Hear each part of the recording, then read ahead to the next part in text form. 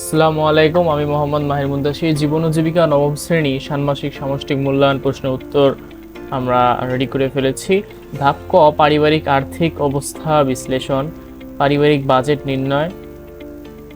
এক্ষেত্রে পারিবারিক বাজেট নির্ণয়ের ক্ষেত্রে আমরা এই ছকটি দেখতে পাচ্ছি যে 1 মাসের ব্যয় পরিকল্পনা। আমরা এখান থেকে যে পারিবারিক বাজেটটা রয়েছে সেটি নির্ধারণ করতে পারি। আমরা এটা কিভাবে করতে পারি? যেমন খাদ্য, চাল, আটা, মাছ, মাংস, সবজি। এখানে আমাদের আনুমানিক বরাদ্দটা প্রতিটি খাতের পাশে আমরা এখানে উল্লেখ করব।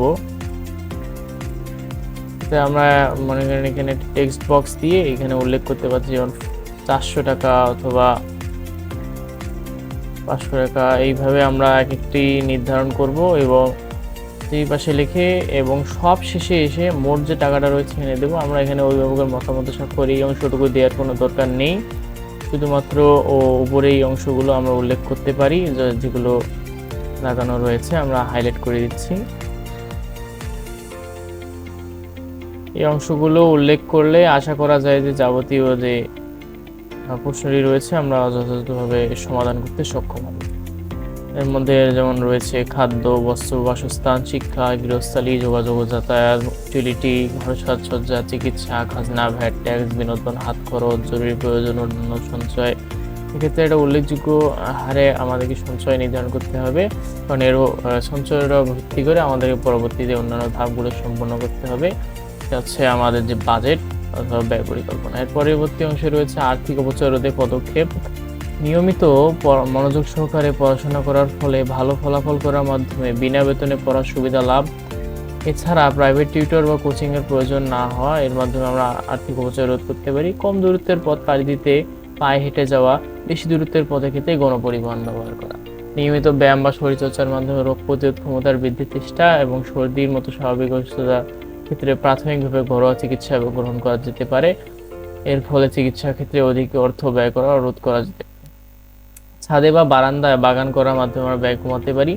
এছাড়া প্রশিক্ষণ গ্রহণ করে ছোটখাটো ইলেকট্রনিক পণ্যের মেরামত আমরা নিজে করতে পারি এবং স্যানিটারি কাজগুলো আমরা নিজে করতে পারি।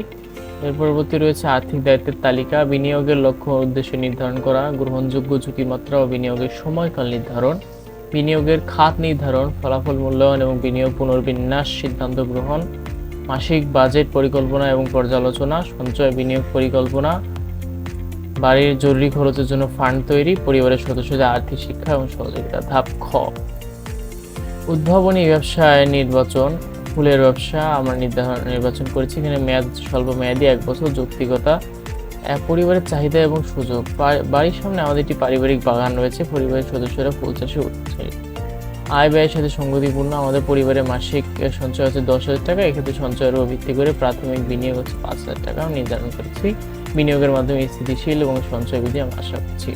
সম্ভাব্য ঝুঁকি মোকাবেলা, ব্যবসায় দক্ষ এবং অভিজ্ঞ ব্যক্তিদের সাথে পরামর্শ করা, বাজার বিশ্লেষণের মাধ্যমে প্রতিযোগিতার প্রস্তুতি, ইন্স্যুরেন্স এবং অন্যান্য সুরক্ষা ব্যবস্থা পরিকল্পনা সঠিকভাবে, ক্রেতা আকর্ষণ এবং বিপণনের ব্যবস্থাপনা।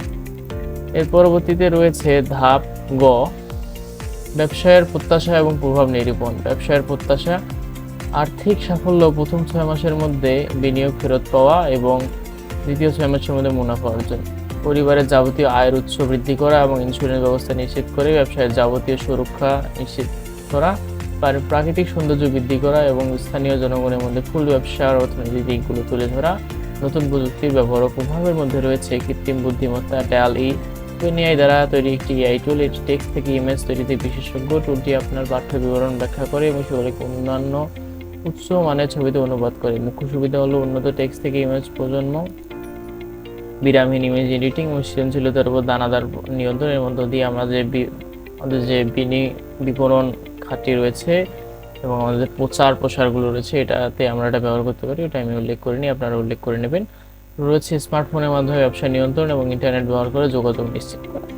ব্যবসাটি টেকসই এবং উদ্ভাবনীমূলক, এখানে একটু মিস্টেক হয়ে গেছে, উদ্ভাবনীমূলক, কারণ এইটি পরিবেশের পরিষ্কার পরিচ্ছন্নতা দিকসমূহ বজায় রাখে এবং প্রাকৃতিক দূষণ প্রতিরোধে ভূমিকা রাখে, পাশাপাশি স্থানীয়ভাবে নতুন অর্থনৈতিক ব্যবস্থা সূচনা করে। ব্যবসাটির ফলে প্রাকৃতিকভাবে লোকজন বৃক্ষরোপণে উৎসাহিত হবে এবং পাশাপাশি সামাজিক পরিবেশের ক্ষেত্রে মানুষের মধ্যে নান্দনিকতা বৃদ্ধি পাবে এবং তারা ফুলের ব্যবসার দিকে উৎসাহ অনুভব করবে। ধাপ খ, সেটির ক্ষেত্রে মোট প্রাথমিক মূলধন 5,000 টাকা এবং মূলধন সংগ্রহের ক্ষেত্রে সহজ অর্জনের উৎস যেমন নিজস্ব মূলধন, আত্মীয়ের কাছ থেকে ধার নিতে পারি অথবা স্বল্পমেয়াদী ঋণ গ্রহণ করতে পারি।